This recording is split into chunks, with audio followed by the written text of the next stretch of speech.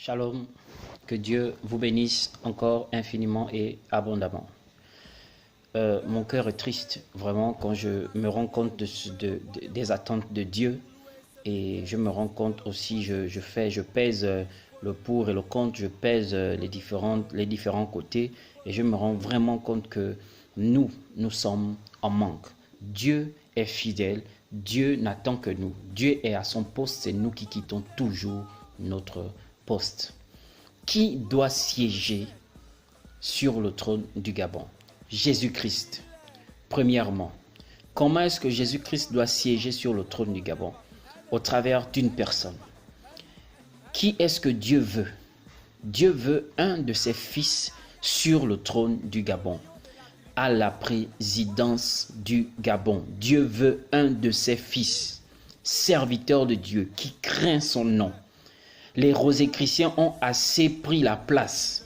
Les francs-maçons se sont déjà trop assis sur le banc là, ce trône là du Gabon. C'en est trop. Dieu veut qu'il y ait un de ses serviteurs. Dieu a établi, David, il a établi Salomon. Dieu a fait une continuité.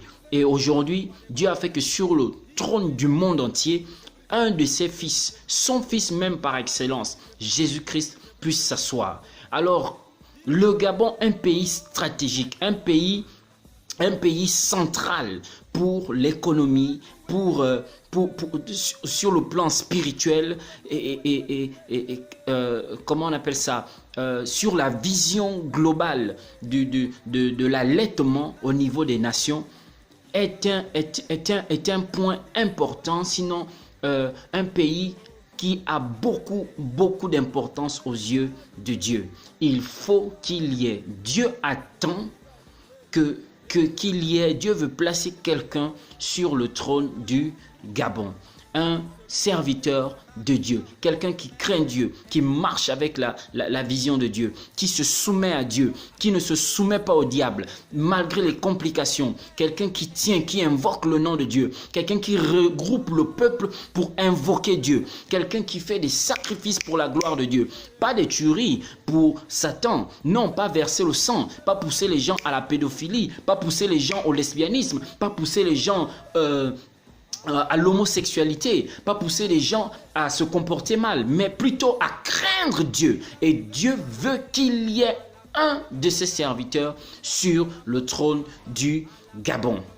Tous ceux qui ne servent pas Dieu, tous ceux qui font semblant, vous vous baladez avec des croix, vous êtes au niveau des églises catholiques, je vais pas toucher à une église particulièrement parce que partout maintenant il y a du flou, il y a du faux. Mais j'aimerais ici vous faire passer le message que tous ceux qui viennent pour s'amuser, se cacher sous la religion du christianisme, sinon sous le Christ, doivent savoir qu'ils seront mis désormais à nu parce que Dieu veut un de ses enfants sur le trône du Gabon. C'en est trop, c'en est trop, c'en est trop. Le sang a assez coulé, vous avez assez vénéré Satan, vous avez assez invoqué le diable, vous avez assez propagé la volonté du diable dans la nation gabonaise. C'en est trop. Il faut que les chrétiens, tu entends ma voix aujourd'hui, écoute-moi très bien. Dieu a besoin que tu te lèves. Dieu a besoin que tu comprennes que c'est toi qu'il veut utiliser. Dieu a déjà inscrit son plan. Je parle à toi que Dieu a choisi. Dieu a déjà inscrit son plan dans ton cœur et tu doutes. Lève-toi et Dieu va t'éclairer. Il va te guider. Il va t'accompagner. Il va te sécuriser. Il va te sécuriser. N'aie crainte. Dieu est fidèle. Que le peuple gabonais, d'un seul homme, d'un commun accord, puisse comprendre la volonté de Dieu. Puisse comprendre la volonté de Dieu. Même si un système doit passer, il ne faudrait pas qu'un système semblable vienne remplacer. Il faut refuser que les sectes pernicieuses puissent continuer d'agir et de grandir dans la nation gabonaise. L'or et l'argent qui sont au Gabon appartiennent à Dieu. Le pétrole appartient à Dieu. L'eau appartient à Dieu. La terre appartient à Dieu. Les arbres appartiennent à Dieu. tout ce qu'il y a au Gabon appartient à Dieu. Par Jésus-Christ, tout doit se soumettre et accepter Jésus comme Seigneur et Sauveur et un de ses serviteurs sur le trône du Gabon. J'ai parlé, que vos cœurs soient bénis, que vos cœurs soient disposés, que vos cœurs soient ouverts et que toute forme de rébellion se taise dans le nom de Jésus-Christ. Soyez bénis.